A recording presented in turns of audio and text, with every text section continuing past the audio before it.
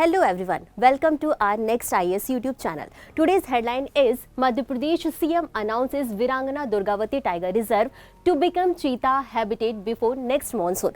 ये जो पूरी न्यूज़ है इसे हम आगे डिटेल में डिस्कस करेंगे, लेकिन सबसे पहले हम ये जानेंगे कि हम अपने एपिसोड में टाइगर रिजर्व को क्यों कवर करते हैं। तो आप जब पिछले ईयर के PYQs उठा करके देखेंगे तो उसमें एक ही साल में कई सारे ऐसे क्वेश्चन आए जो कि टाइगर रिजर्व से रिलेटेड है। यहाँ पर हमने 3 स्क्रीनशॉट लिए हैं और ये जो 3 स्क्रीनशॉट है ये PYQ है 2020 के, और उसी साल 3 क्वेश्चन आए थे टाइगर रिजर्व से। वो क्वेश्चन कौन कौन से, एक बार हम इन्हें देखते हैं। तो फर्स्ट क्वेश्चन इज निम्नलिखित में से कौन सा संरक्षित क्षेत्र कावेरी बेसिन में स्थित है। ऑप्शन से एक नागरहोल राष्ट्रीय उद्यान, दूसरा था पापीकोंडा राष्ट्रीय उद्यान, तीसरा था सत्यमंगलम बाघ आरक्षित क्षेत्र और चौथा था वायनाड वन्यजीव अभ्यारण्य। नीचे दिए गए कूट का प्रयोग करके सही उत्तर चुनना था। A, B, C और D विकल्प दिए थे। और एक और क्वेश्चन था भारतीय अनुपमृग यानी बारहसिंगा की उस उपजाति जो पक्की भूमि पर फलती फूलती है और केवल घास बख्शी है के संरक्षण के लिए निम्नलिखित में से कौन सा संरक्षित क्षेत्र प्रसिद्ध है। यहाँ पर भी 4 विकल्प दिए गए थे।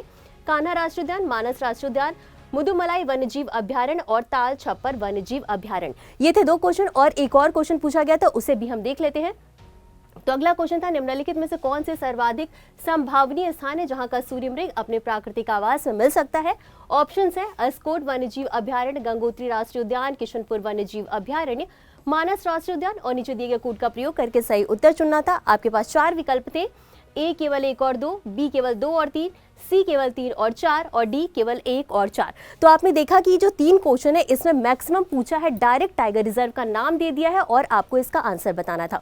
तो अगर आप में से किसी को भी इन तीनों क्वेश्चन के आंसर पता हो तो वो कमेंट बॉक्स में जरूर बताएगा, और यही एक रीजन है कि हम सारे टाइगर रिजर्व को कवर करते हैं। अब हम इसी के साथ आगे बढ़ेंगे और देखेंगे हमारी जो न्यूज़ थी वो एक्चुअल न्यूज़ क्या थी, क्या क्या उसमें चीज़ें मेंशन की गई थी। तो सबसे पहले तो हम यही देखेंगे कि हेडलाइंस क्या थी, यानी हालिया घटनाक्रम क्या था। तो न्यूज़ थी वीरांगना दुर्गावती बाघ अभ्यारण्य यानी टाइगर रिजर्व अगले मॉनसून से पहले ही चीतों का निवास स्थान यानी हैबिटेट प्लेस बन जाएगा। और इसका महत्व इसलिए भी है क्योंकि मध्य प्रदेश में चीतों के लिए तीसरा अधिसूचित आवास होगा, और इसके पहले 2 आवास और हैं चीतों के। तो वो कौन कौन से हैं, अगर आपको पता है तो कमेंट बॉक्स में जरूर बताइए। अब स्थान की बात करें तो ये जो वीरांगना दुर्गावती टाइगर रिजर्व है इसे हम हालांकि आगे डिटेल में समझेंगे, लेकिन इसके पहले आपको बता दें कि ये जो टाइगर रिजर्व है ये सागर जिले के नौरादेही में स्थित है और इसी के साथ इसको राज्य मंत्रिमंडल की मंजूरी मिल गई है और इस लिहाज से ये काफी महत्वपूर्ण है। अब आगे बढ़ेंगे और समझ लेंगे इस टाइगर रिजर्व के बारे में। तो इसके स्थान की सबसे पहले बात करेंगे तो मध्य प्रदेश यानी MP के सागर, दमोह और नरसिंहपुर जिलों में स्थित है। क्षेत्रफल यानी एरिया की बात करें तो ये टोटल 2339 वर्ग किलोमीटर में ये फैला हुआ है और इसी के साथ इसमें नौरादेही वन्यजीव अभ्यारण्य और दुर्गावती वन्य अभ्यारण्य के अंतर्गत ये आता है। और इसी के साथ आपको बता दें कि ये मध्य प्रदेश का 7 टाइगर रिजर्व है और टोटल यहाँ पर कुल 7 टाइगर रिजर्व है और 7वां टाइगर रिजर्व ये है।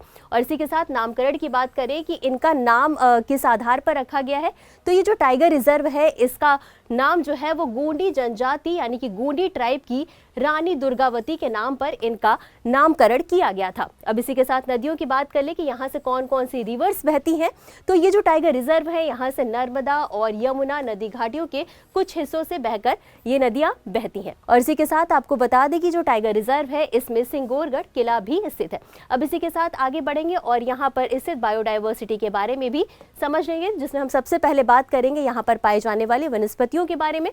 तो यहाँ पर जो वनस्पति हैं वो शुष्क पर्णपाती प्रकार की पाई जाती हैं और इसी के साथ यहाँ पर सागौन, साजा, धौरा, बेर, आंवला भी शामिल है। अब जीव जंतुओं की बात कर लेते तो यहाँ पर बाघ, तेंदुआ, भेड़िया, सियार, भारतीय लोमड़ी, धारीदार लकड़बग्घा, नीलगाय, चिंकारा, चीतल, सांभर, काला हिरन, भौंकने वाला हिरन, कमोम, लंगूर और रीसस मकाक यहाँ पर मुख्य रूप से पाए जाते हैं।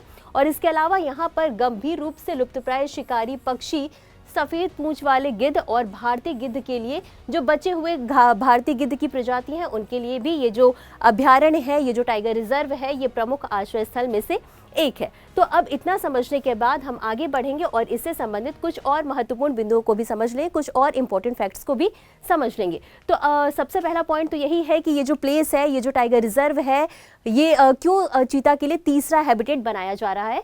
तो यहाँ पर हम देखेंगे, हम डिस्कस करेंगे कि जो पूरे चीते को ट्रांसफ़र करने का, रिलोकेट करने का पूरा प्रोसेस है वो क्या है। तो सबसे पहले यहाँ पर चीतों को शुरुआत में सुरक्षित बाड़ों में रखा जाएगा और उनके रहने सहने के लिए कुछ सुविधाएं भी दी जाएंगी, जिसमें कि जो चीता है उनके लिए पर्याप्त शिकार जानवरों की उपलब्धता सुनिश्चित की जाएगी।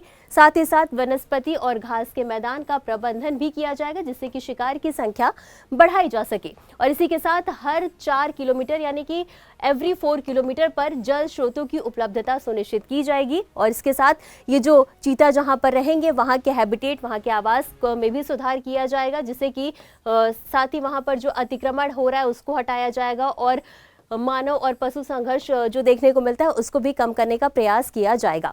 तो इतना समझने के बाद अब बारी है इससे संबंधित, इससे रिलेटेड प्रैक्टिस क्वेश्चन को देखने की, तो इसे भी हम समझ लेते हैं। तो निम्नलिखित कथनों पर विचार करना है आपको। आपके पास 2 स्टेटमेंट है। पहला स्टेटमेंट ये कहता है कि मध्य प्रदेश का जो वीरांगना दुर्गावती बाघ अभ्यारण्य यानी टाइगर रिजर्व है वो इंडिया का पहला चीता हैबिटेट बनने जा रहा है। साथ ही साथ आपका दूसरा स्टेटमेंट है कि गांधी सागर अभ्यारण्य मंदसौर में चीतों का पहला स्थानांतरण सितंबर 2022 में हुआ था। आपको बताना है कि इनमें से कौन से स्टेटमेंट सही हैं। आपके पास ऑप्शंस हैं A only 1, B only 2, C 1 और 2 बोथ, D neither 1 और neither 2।